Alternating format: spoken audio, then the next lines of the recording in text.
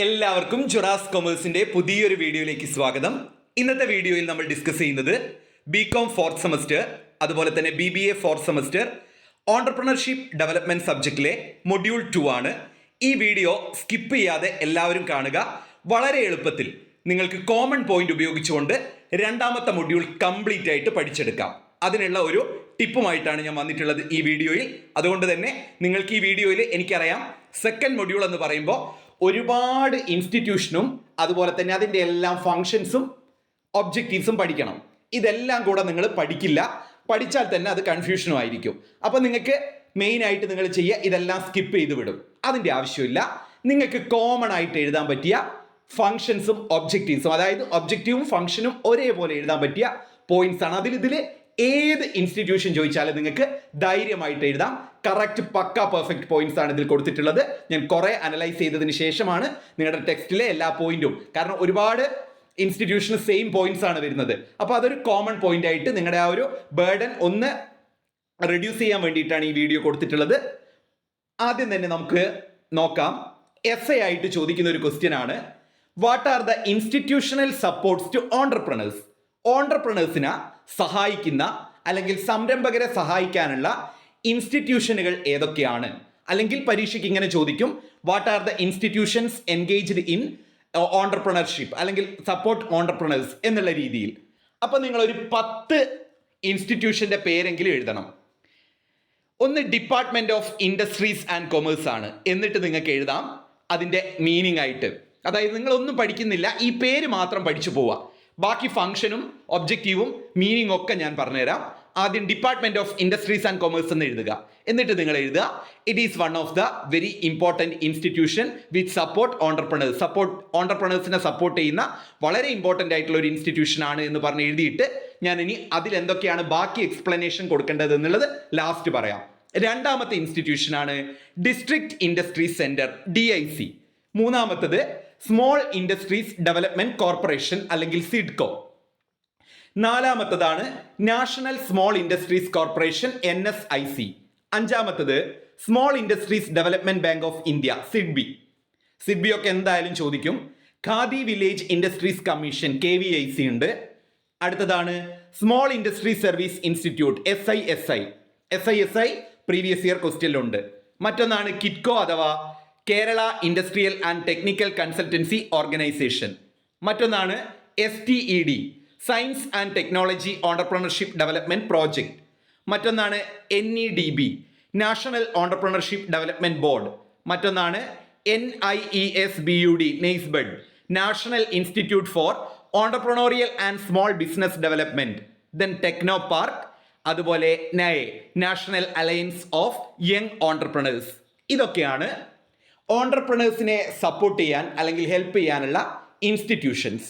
ഇനി നമുക്ക് ഇതിനെല്ലാം കോമൺ ആയിട്ട് എഴുതാൻ പറ്റി. ഇതിലേതെങ്കിലും ഓരോ വർഷവും ഏതെങ്കിലും ഒരു 5 മാർക്കിന് ഏതെങ്കിലും ഒരു ഇൻസ്റ്റിറ്റ്യൂട്ടിന്റെ ഫംഗ്ഷനോ അല്ലെങ്കിൽ ഒബ്ജക്റ്റീവോ ചോദിച്ചിട്ടുണ്ട്. ചോദിക്കാതെ ഒരു ക്വസ്റ്റ്യൻ പേപ്പറും ഇല്ല. ഇനി 10 എണ്ണത്തിൽ ഏത് വേണമെങ്കിലും ചോദിച്ചോട്ടെ, നിങ്ങൾ ആ 5 മാർക്ക് വാങ്ങും. അതിനു വേണ്ടി എഴുതാൻ പറ്റിയ കറക്റ്റ് കോമൺ പോയിന്റ്സ് ഞാൻ കൊടുത്തിട്ടുണ്ട്. അപ്പൊ ഇനി ഏത് ഇൻസ്റ്റിറ്റ്യൂഷൻ ചോദിച്ചാലും ക്ലിയർ ആണല്ലോ, എളുപ്പമായല്ലോ, സിമ്പിൾ ആണല്ലോ. നിങ്ങൾ ഇത് സ്കിപ്പ് ചെയ്തു പോയൊരു ഏരിയ ആയിരിക്കും. ഇനി നിങ്ങൾ അത് സ്കിപ്പ് ചെയ്യേണ്ട ആവശ്യമില്ല. അവര് പരീക്ഷയ്ക്ക് EDPയുടെ ക്വസ്റ്റ്യൻ പേപ്പറിൽ ഏത് ഇൻസ്റ്റിറ്റ്യൂഷന്റെ പേര് വേണമെങ്കിലും ചോദിച്ചോട്ടെ, നിങ്ങളുടെ കയ്യിൽ അതിന്റെ ഒബ്ജക്റ്റീവും ഫംഗ്ഷനും ഉണ്ട്. എന്തൊക്കെയാണ്? ഒന്ന്, ഈ ഇൻസ്റ്റിറ്റ്യൂഷൻ എല്ലാം തന്നെ പ്രൊവൈഡ് ഫിനാൻഷ്യൽ അസിസ്റ്റൻസ്. അതായത് ഈ ഇൻസ്റ്റിറ്റ്യൂഷൻ എല്ലാം എന്തിനു വേണ്ടിയിട്ടാണ്? ഓൺട്രപ്രണേഴ്സിന് ആവശ്യമായിട്ടുള്ള ഫിനാൻഷ്യൽ അസിസ്റ്റൻസ് കൊടുക്കാൻ വേണ്ടിയിട്ടാണ്. അപ്പൊ ആ പോയിന്റ് പക്കയാണ് എല്ലാത്തിനും. രണ്ടാമത്തത്, it offers technical guidance and consultancy services. ഈ ഒരു ഓർഗനൈസേഷൻസ് എല്ലാം തന്നെ അല്ലെങ്കിൽ ഇൻസ്റ്റിറ്റ്യൂഷൻസ് എല്ലാം തന്നെ ടെക്നിക്കൽ ഗൈഡൻസ് കൊടുക്കുന്നുണ്ട്. വേണമെങ്കിൽ നിങ്ങൾക്ക് കൺസൾട്ടൻസി സർവീസസ് മറ്റൊരു പോയിന്റ് ആയിട്ട് എഴുതാം, ഇറ്റ് ഓഫർ കൺസൾട്ടൻസി സർവീസസ് എന്ന്. അടുത്തതാണ്, it promotes entrepreneurship development through training. ട്രെയിനിങ്ങിലൂടെ ഓൺട്രപ്രണർഷിപ്പ് ഡെവലപ്മെന്റ് പ്രൊമോട്ട് ചെയ്യുന്നുണ്ട്. അതുപോലെ it support small scale industries. ഈ ഇൻസ്റ്റിറ്റ്യൂഷൻസ് എല്ലാം തന്നെ സ്മോൾ സ്കെയിൽ ഇൻഡസ്ട്രീസിനെ സപ്പോർട്ട് ചെയ്യുന്നുണ്ട്. അതുപോലെ it fostering innovation and technology. ഈ ഇൻസ്റ്റിറ്റ്യൂഷൻ എല്ലാം തന്നെ ഫോസ്റ്റർ ചെയ്യുന്നത് ഇന്നോവേഷനും ടെക്നോളജിയുമാണ്. കാരണം എന്താ, എന്റർപ്രണർഷിപ്പ് എന്ന് പറഞ്ഞാൽ തന്നെ ഇന്നോവേഷനും ടെക്നോളജിയും ഒക്കെ തന്നെയാണ്. അപ്പൊ ഈ ഇൻസ്റ്റിറ്റ്യൂഷൻ എല്ലാം തന്നെ അതിനു വേണ്ടിയിട്ടാണ്. അതുപോലെ ഇറ്റ് ഡെവലപ്പ് ഓണ്ടർപ്രണോറിയൽ സ്കിൽ, ഇതൊക്കെ നമ്മൾ ഡിസ്കസ് ചെയ്തതാണ്.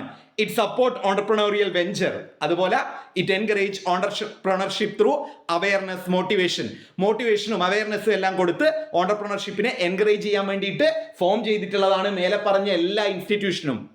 It organises entrepreneurial development programme, EDP, entrepreneurial development programmes conduct ചെയ്യുന്നുണ്ട് ഈ organisations. It conduct market research and analysis. അപ്പൊ നമ്മൾ സെറ്റാക്കി ഡീറ്റെയിൽഡ് എക്സ്പ്ലനേഷൻ ഒന്നും ഞാൻ പറയുന്നില്ല. ഈ പോയിന്റ്സ് നോട്ട് ചെയ്ത് വെച്ച് എവിടെയെങ്കിലും 10 പോയിന്റ് ഉണ്ട് ഇവിടെ. ഏത് ചോദിച്ചാലും ഒരു 5 മാർക്ക് നിങ്ങൾ സ്കോർ ചെയ്യണം. അതെനിക്ക് ഉറപ്പ് തരണം. എല്ലാവരും അത് സ്കോർ ചെയ്ത് വരണം. ഓക്കെ, പരീക്ഷ കഴിഞ്ഞിട്ട് നിങ്ങൾ കമന്റ് ചെയ്യണം. ഏതെങ്കിലും ഒരു ഇൻസ്റ്റിറ്റ്യൂഷൻ ചോദിക്കുന്നത് 100% ഉറപ്പാണ്. അപ്പൊ നമ്മൾ ഈ ഒരു മൊഡ്യൂളിന്റെ 90% പഠിച്ചു കഴിഞ്ഞു. ഇനി നമുക്ക് ഈ മൊഡ്യൂളിൽ ആകെ പഠിക്കാനുള്ളത് ഇൻസെന്റീവ്സ് എന്ന് പറയുന്ന ഒരു ടേം മാത്രമാണ്. ഇൻസെന്റീവ് എന്താണ്?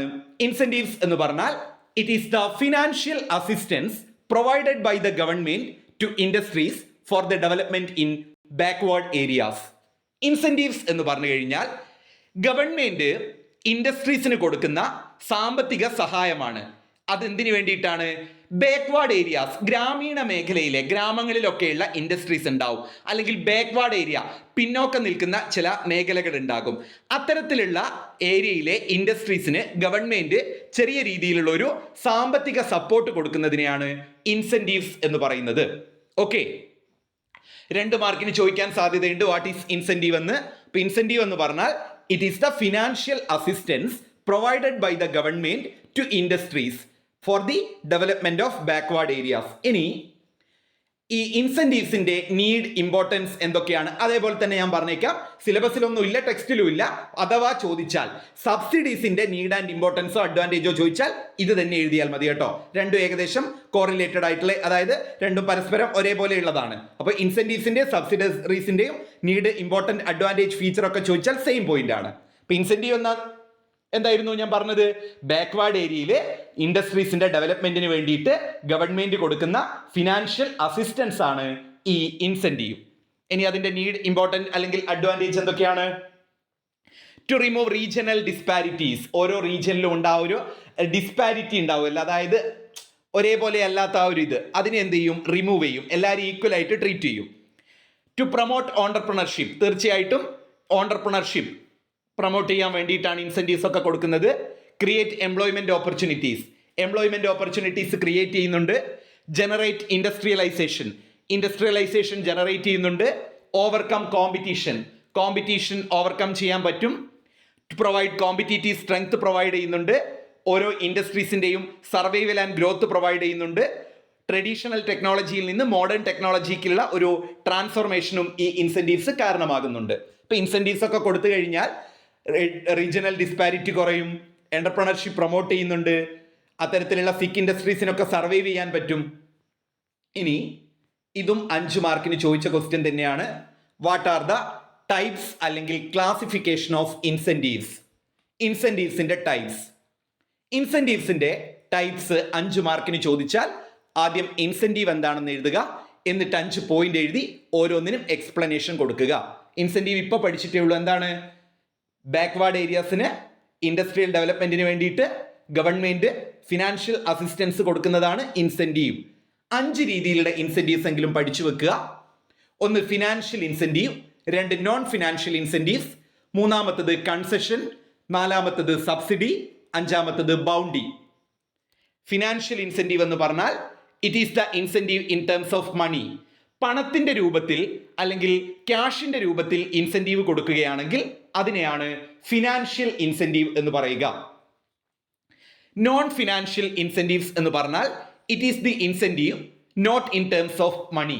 പണത്തിന്റെ രൂപത്തിൽ അല്ലാതെ കൊടുക്കുന്ന ഇൻസെന്റീവ്സിനെയാണ് നോൺ ഫിനാൻഷ്യൽ ഇൻസെന്റീവ്സ് എന്ന് പറയുന്നത്. It includes technical assistance, marketing assistance etcetera. പൈസ കൊടുക്കാതെ ടെക്നിക്കൽ സപ്പോർട്ട് അല്ലെങ്കിൽ മാർക്കറ്റിംഗ് സപ്പോർട്ടൊക്കെ കൊടുക്കുകയാണെങ്കിൽ അത്തരത്തിലുള്ള ഇൻസെന്റീവ്സിനെയാണ് നോൺ ഫിനാൻഷ്യൽ ഇൻസെന്റീവ്സ് എന്ന് പറയുന്നത്. അപ്പോൾ ആദ്യത്തെ 2 ടൈപ്പ് ഓഫ് ഇൻസെന്റീവ്സ് പഠിച്ചു. ഒന്നാമത്തത് ഫിനാൻഷ്യൽ ഇൻസെന്റീവ് ആണ്. ഫിനാൻഷ്യൽ ഇൻസെന്റീവ്സ് എന്ന് പറഞ്ഞാൽ incentives in terms of money. പണത്തിന്റെ രൂപത്തിൽ ഇൻസെന്റീവ്സ് കൊടുക്കുന്നതിനെയാണ് ഫിനാൻഷ്യൽ ഇൻസെന്റീവ്സ് എന്ന് പറയുന്നത്.